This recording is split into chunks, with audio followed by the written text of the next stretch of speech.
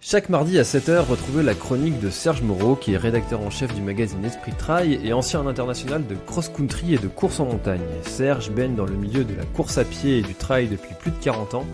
Il porte un regard curieux et attentif sur l'actualité du trail running et nous partage chaque mardi un billet d'humeur. La parole est à Serge.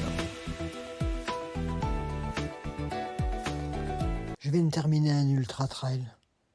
Non pas en tant que coureur, en tant qu'organisateur.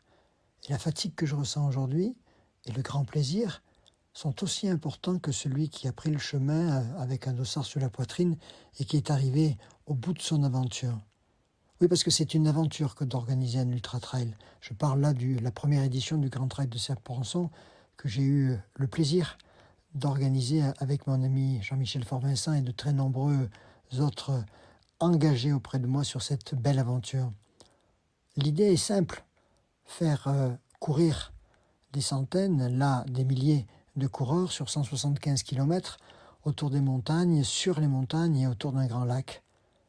L'idée est simple, mais le faire, c'est plus difficile. Arriver à convaincre toutes les communes traversées, arriver à avoir toutes les autorisations administratives nécessaires, trouver tous les bénévoles qui assureront chaque poste, voilà la véritable gageure. C'est un chemin de croix, c'est des refus, ce sont des heures et des heures à convaincre, à trouver le bon chemin, celui qui conciliera la beauté, mais aussi la facilité pour ne pas avoir 10 propriétaires pour couvrir 100 mètres de sentier. Une fois que tout ça est réalisé, l'alchimie se met en place. Les derniers jours, c'est une euphorie qui le partage aussi à une grande inquiétude. Cela m'a rappelé mes années compétition où quelques jours avant la course, que j'avais pourtant tellement bien préparée, je me sentais incapable de me mettre au départ et je me disais « mais que fais-tu là ?» Ce sentiment était exactement le même le mardi, mercredi, jeudi, au moment où nous montions le site.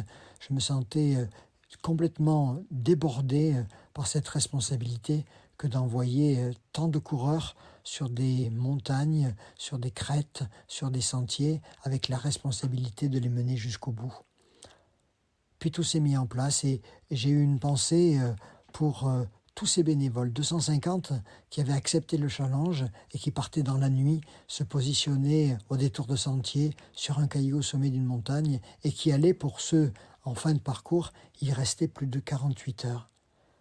Je pense à tel ou tel qui, au sommet du Piolyte, a mis le feu pendant des heures et des heures à inciter les coureurs à donner plus d'eux-mêmes, à un autre qui distribuait du Génépi à tous ceux qui avaient besoin d'un remontant, à cet autre qui était au bas d'un carrefour pour protéger des coureurs, à celui qui a tenu le piquet d'arrivée pour que chacun puisse être salué. Bref, vraiment, c'est une magnifique alchimie. C'est un engagement total. Cette nouvelle édition, cette première édition, a fait que je n'ai pas lâché la barre de capitaine de cette course partagée avec Jean-Michel et Olivier pendant 3 jours durant. Une immense fatigue, un immense bonheur à l'issue. À l'issue de la course, nous étions tous là, cette équipe rapprochée, une quinzaine de personnes, dans la fatigue de l'instant et dans l'euphorie du moment, et nous n'avions plus envie de nous quitter. Quand on a fermé définitivement la porte du local, après avoir tout bien rangé, c'était véritablement une sorte de peine d'avoir l'obligation de retourner dans nos foyers. Dès le lundi, dès le mardi, on s'est tous appelés pour dire « alors, on repart ?» Bien sûr qu'on repart.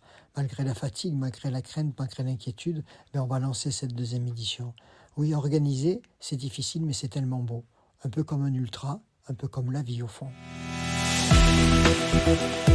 Cet épisode est maintenant terminé, merci de l'avoir écouté jusqu'au bout et si vous êtes encore là, c'est sûrement qu'il vous a plu, alors n'hésitez pas à le faire savoir autour de vous, c'est la meilleure façon de faire connaître le podcast L'Instant Outdoor. Parlez-en, partagez les épisodes, merci beaucoup pour votre fidélité et à très bientôt dans un prochain épisode.